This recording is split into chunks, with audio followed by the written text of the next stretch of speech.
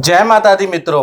आज हम चर्चा करने वाले हैं एक ऐसी घटना, ऐसे गोचर के बारे में, ऐसे राशि परिवर्तन के बारे में जो 18 साल बाद लगभग होने जा रही है। यानी 30 अक्टूबर 2023 में राहु का राशि परिवर्तन हो रहा है। यानी राहु मेष राशि से मीन राशि में यानी उल्टी गति में जाकर मीन राशि में गोचर करने वाले हैं। वहीं पर अगर देखा जाए तो राहु का जब गोचर होगा तो केतु का गोचर भी कन्या राशि में होगा। और राहु का ये जो गोचर है, केतु का जो ये राशि परिवर्तन है, एक तो 18 साल बाद हो रहा है मीन राशि में, साथ ही साथ 18 महीने के लिए रहेगा। यानी कि देखा जाए तो 30 अक्टूबर 2023 से लेकर और 30 मई 2025 तक राहु देव मीन राशि में रहने वाले हैं और वहीं पर केतु देव कन्या राशि में रहने वाले हैं। आज हम चर्चा करेंगे राहु के बारे में और अगले एपिसोड में मित्रों हम चर्चा करेंगे कि केतु के बारे में। ये एपिसोड होगा राहु के ऊपर कि राहु का 12 राशियों पे क्या प्रभाव पड़ेगा, इसके बारे में इस कार्यक्रम में चर्चा करेंगे। सबसे पहले राहु का मंत्र, ओम अर्धकाया महावीर्या चंद्रादित्य विमर्दनम सिंगिका गर्भ संभूतम तम राहु पर्णमाम्यम। यानी अर्धकाया महावीर्य, यानी कि राहु की अर्धकाया है और महावीर्य का मतलब बहुत ज्यादा लालसा और महत्वाकांक्षी वाला ग्रह चंद्रादित्य विमर्दनम, जिसका चंद्रमा और देखा जाए सूर्य से गंभीर शत्रुता है। सिंह का गर्भ संभूतम तम राहु प्रणमाम्यम, सिंह की सवारी करने वाला ऐसे राहु देव को हम प्रणाम करते हैं। चलिए सबसे पहले राहु देव कौन है, और ज्यादातर दर्शकों को जो ज्योतिष के अंदर इंटरेस्ट रखते हैं उन्हें मालूम है, लेकिन फिर भी मैं थोड़ा सा अपनी ओर से पौराणिक महत्व भी आपको बताने जा रहा हूं और वैज्ञानिक महत्व भी बताने जा रहा हूं। पहले हम ये जानते हैं कि राहु है क्या, कौन है। तो पौराणिक कथा के अनुसार जब समुद्र मंथन के दौरान स्वर भानु एक दैत्य था जिसने अमृत का कलश या अमृत का पान पी के वो अमर हो गया, तब भगवान विष्णु ने अपने चक्र से उसके 2 भाग कर दिए। यानी कि जो विष्णु भगवान का चक्र था उसके गले से उसको काट दिया, तो ऊपर का हिस्सा राहु कहलाया और नीचे का हिस्सा जो है, जो धड़ है, वो केतु कहलाया। और ये राहु और केतु के नाम से आगे प्रसिद्ध हो गए। वैसे इस राक्षस का नाम स्वरभानु था। अब वैज्ञानिक महत्व के बारे में मित्रों जानते हैं तो देखिएगा कि ये सूर्य है और सूर्य की परिक्रमा पृथ्वी करती है। मान लीजिए सूर्य है, सूर्य की परिक्रमा पृथ्वी करती है और पृथ्वी की परिक्रमा कौन करता है? चंद्रमा। तो जब जो पृथ्वी की जो कक्षा है और चंद्रमा की कक्षा देखा जाए, जब ये आपस में 2 भागों में ऊपर और नीचे काटती है, यानी कि 2 अक्षांश में काटती है जो चित्र में दिख रहा है, और उसको नॉर्थ नोड और साउथ नोड कहा जाता है। यानी नॉर्थ नोड और साउथ नोड कहा जाता है और इसको टोटल इस घटना को लूनर नोड कहा जाता है। वहीं पर आपको ऊपर की तरफ केतु महाराज मिल जाएंगे, नीचे की तरफ आपको राहु महाराज मिल जाएंगे, जो कि पृथ्वी की कक्षा और देखा जाए चंद्रमा की कक्षा को 2 भागों में 2 बिंदुओं पे काटता है। आपको चित्र में समझ में आ जाएगा मैं क्या कहना चाहता हूं। यहीं पर है राहु और केतु, याद रखिएगा। अब राहु और केतु को आपने जान लिया क्या है, कैसे दिखते हैं। वैसे तो दिखाई देते नहीं, छाया ग्रह हैं, लेकिन उसका अनुमानित वैज्ञानिक दृष्टिकोण हमने देख लिया, पौराणिक महत्व देख लिया।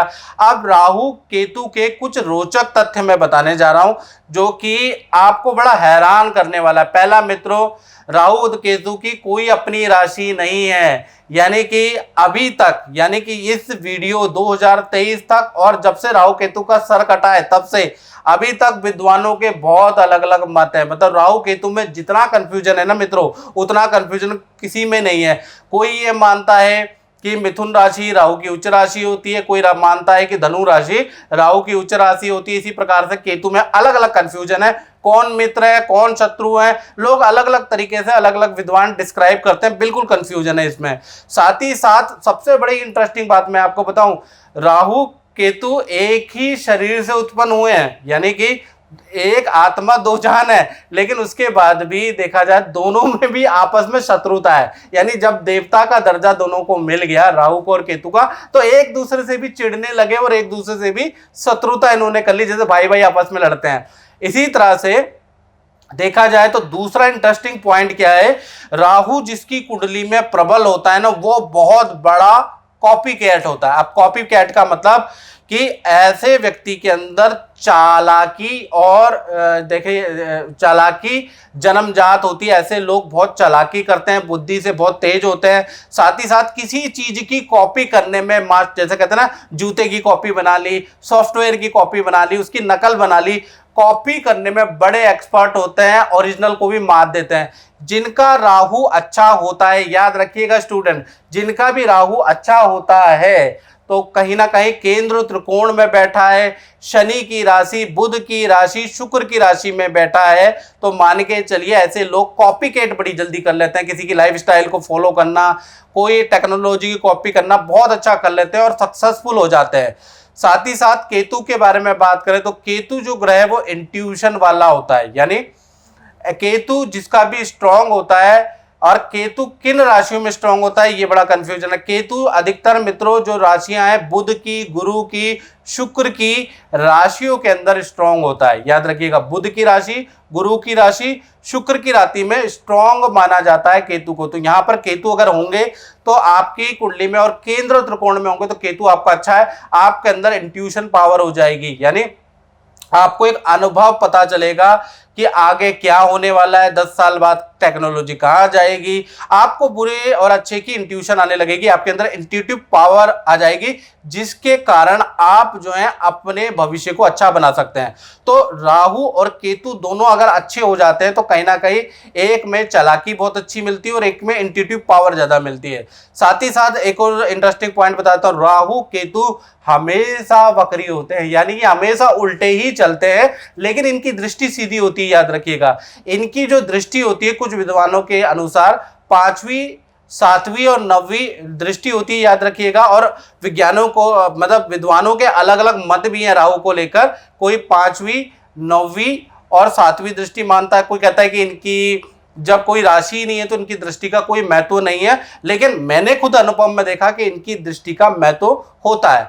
साथ ही साथ देखा जाए तो राहु जब भी राशि परिवर्तन करता है, जैसे कि 30 अक्टूबर 2023 में राहु देव राशि परिवर्तन कर रहे हैं, तो 9 महीने यानी शुरू के जो 9 महीने आपको अच्छा या बुरा दोनों इफेक्ट ज्यादा मिलेगा, यानी जबरदस्त मिलेगा। अगर अच्छे होंगे तो अच्छा इफेक्ट मिलेगा और बुरे होंगे तो बुरा इफेक्ट आपको तुरंत मिलेगा, 9 महीने तक मिलेगा।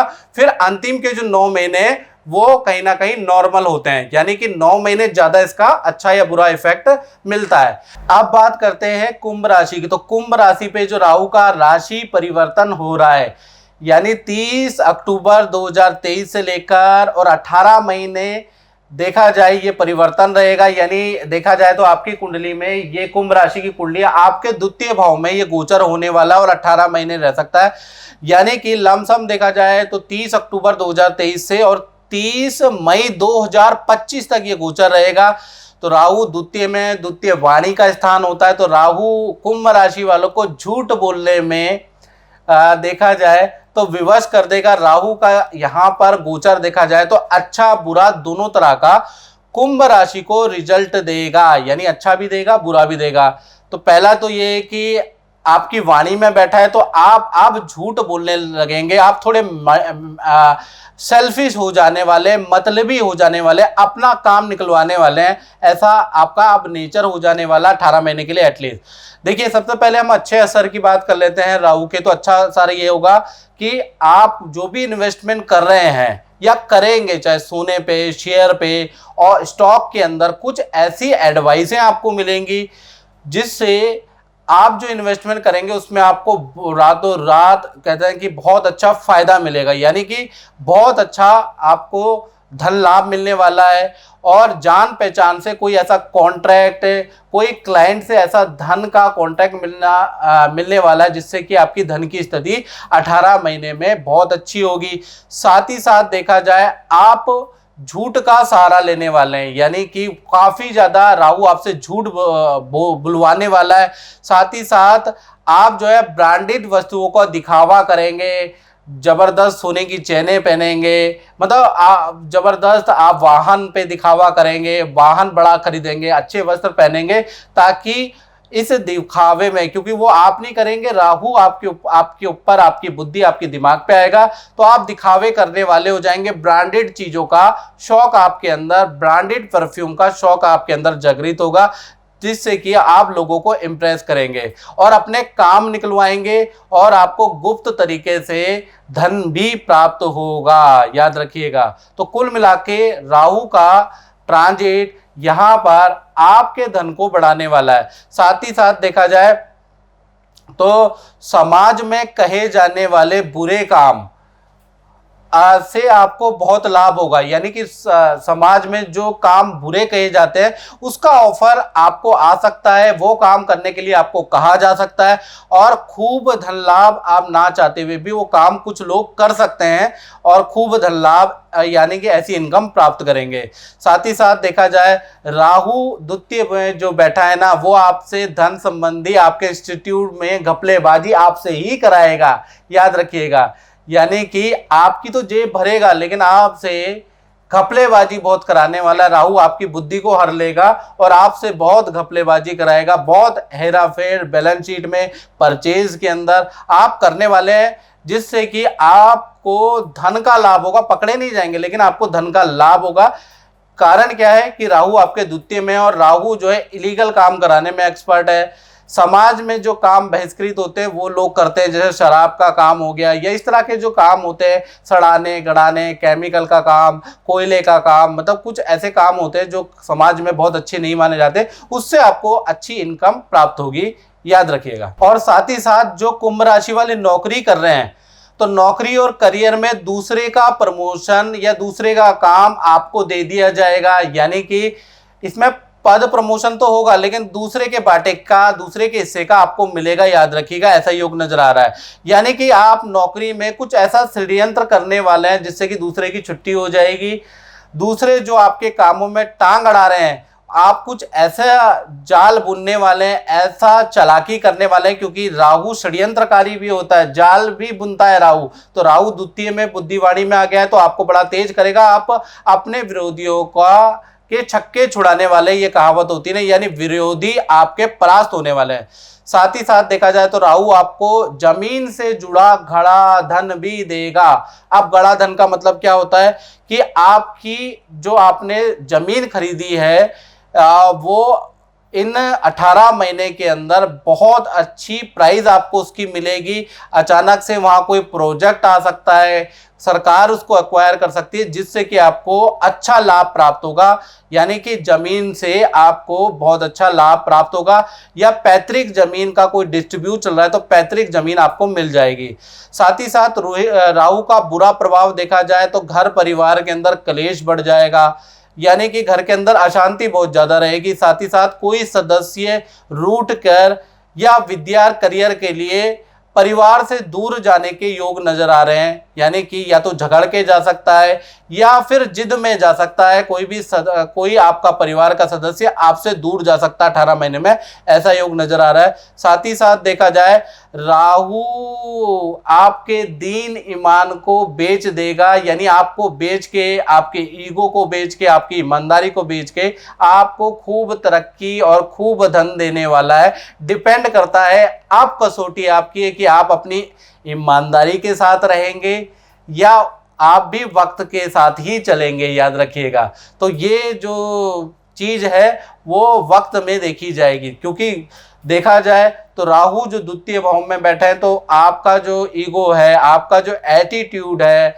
आपकी जो ईमानदारी है उसको बेचने वाला है, यानी अपने आप को आप बेच के, अपनी सोच को, ईमानदारी को बेच के पैसे कमाने वाले हैं। देखते हैं कि बहुत से लोग ऐसा भी पैसा कमाते हैं, देखते हैं आप क्या करते हैं। तो कुल मिला के देखा जाए तो राहु का जो ट्रांजिट है वो कुछ अच्छा भी है और कुछ खराब भी है कुंभ राशि वालों के लिए। और डिटेल में अगर जानना है तो 7210124289 पे आप व्हाट्सएप करें, कॉल ना करें, व्हाट्सएप पे कुंडली आप मुझे भेजें या फिर अपनी बर्थ डिटेल आप मुझे सेंड करें और टेलीफोनिक अपॉइंटमेंट ले ले। वो थोड़ा बहुत चार्ज भी है वो पे कर दे, क्योंकि हमारा चार्ज इतना ज़्यादा नहीं है। हमारा चार्ज इतना है जितना आप खुशी मन से किसी मांगने वाले को देते ना, उतना हमने चार्ज रखा है, यानी मिनिमम चार्ज है, आप उसको बेयर कर सकते हैं, इसलिए आप चिंता ना करें।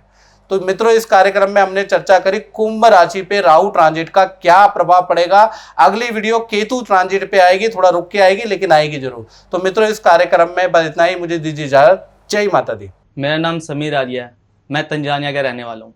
मैं एक कंपनी में काम करता जहाँ मेरे बहुत सारे दोस्त बन गए थे। मैं उनके साथ रह के वहाँ पे बहुत नशा करने लग गया था, नशे का बहुत आदी हो गया था। मेरे घर वाले मुझसे बहुत फ्रस्ट्रेट हो गए थे, परेशान हो चुके थे। फिर उसके बाद मेरे को पंडित जी के पास लेके आई मेरी मम्मी। फिर मैं पंडित जी के पास आया तो मुझे पहले बहुत रूड अजीब सा लगने लग गया था कि पंडित जी कैसे ठीक करेंगे। फिर उसके बाद जब धीरे धीरे एक दो बार आया, फिर पंडित जी ने मुझे एक कवच दिया जिसकी वजह से आज मैं सारा नशा छोड़ चुका हूँ और अपनी ज़िंदगी में बहुत ज़्यादा खुश हूँ।